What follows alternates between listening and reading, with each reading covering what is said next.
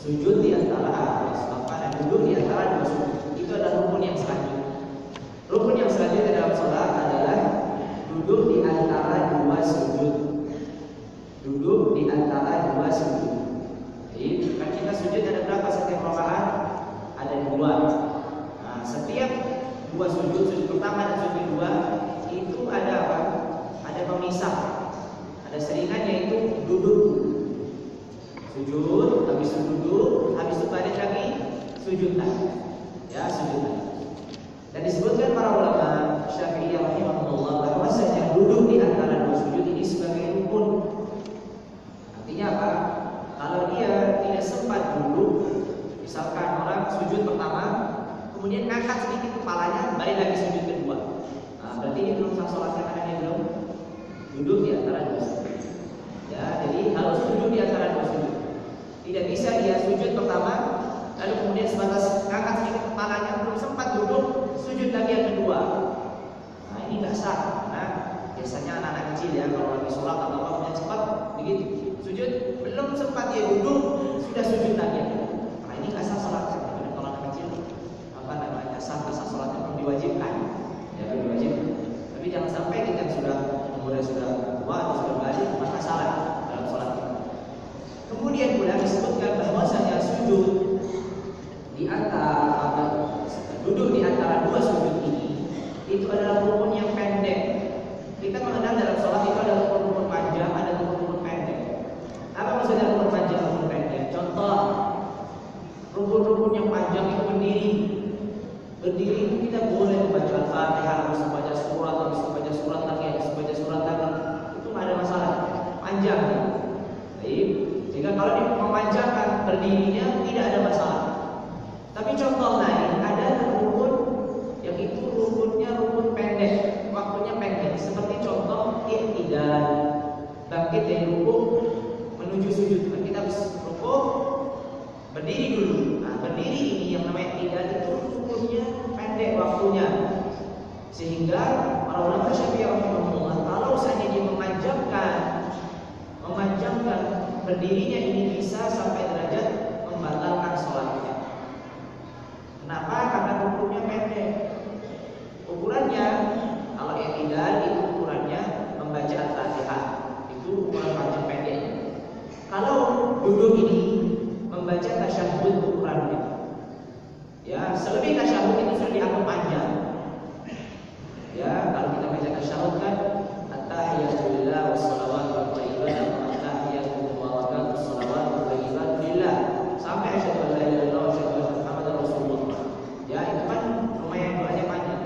Sedangkan duduk di antara dua sujud, ini kan doanya yang biasa kita baca, Allahumma warhamni waghfirli wa'afini wahdini warzuqni. Ada doa itu atau doa yang lain, Allahumma firli. Macam-macam doa yang ada diriwayatkan yang kita biasa baca. Yang kita biasa baca apa namanya? Biasanya Indonesia biasanya baca yang panjang tadi, Allahumma firli warhamni sampai akhirnya. Ya, sebagian orang juga membaca hanya sebaca Allahumma firli. Sudah cukup. Ya, sudah cukup. Maka rukunnya ini pendek sehingga kalau dia memanjangkan duduk lama sekali, ini bisa membatalkan sholat. Baik, karena rukunnya ini pendek dan rukun ini didatangkan sebenarnya untuk sebagai pemisah antara sujud pertama dan sujud kedua. Dia bukan apa didatangkan sendirian, enggak, tapi sebagai sebatas pemisah. Sehingga namanya pemisah, ya ada waktunya, tidak sampai panjang-panjang. Ya, tidak ada masalah. Lalu bagaimana kita duduknya? Kita tahu dalam sholat itu duduknya ada dua macam ya. Ada namanya iftirash, ada namanya tawarruk. Apa itu iftirash? Apa itu tawarruk?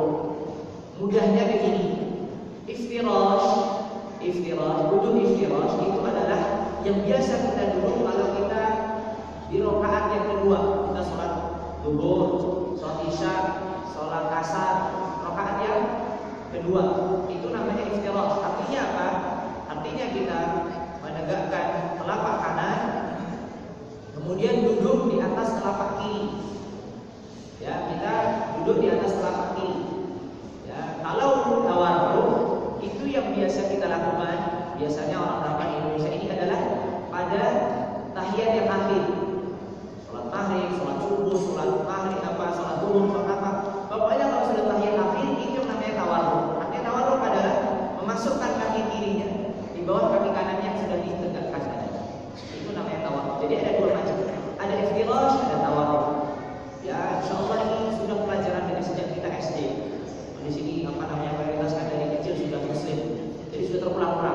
Iftirash sama tawarruk.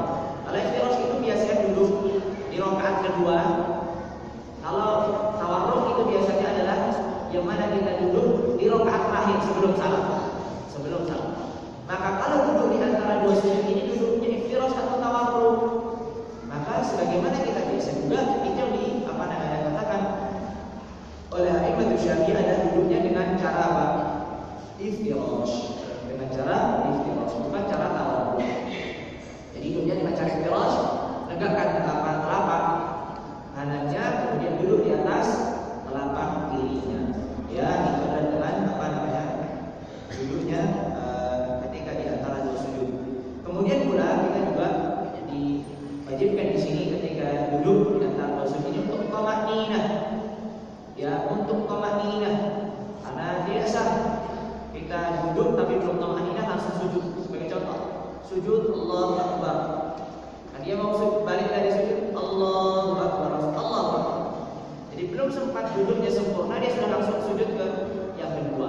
Ini bisa menjadi salah dalam sholatnya dan tidak sah karena belum sempat thama'ninah. Dan setiap rukun ada thama'ninah. Kita mengetahui setiap rukun ada thama'ninah. Karena kita melihat sebagian orang kalau sholat masya Allah super kilat, jadi tidak memperhatikan thama'ninahnya. Ya, ini bahaya. Ya, thama'ninah ini bagian dari rukun sholat. Kalau ada thama'ninah ya sudah, berarti sholatnya tidak sah. Itulah rukun yang yang selanjutnya.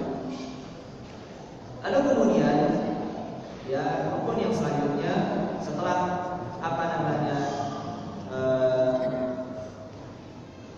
duduk di antara dua sujud, tentunya kita bayar dari sujud dan pembahasan sujud dan kita sudah bahas kemarin.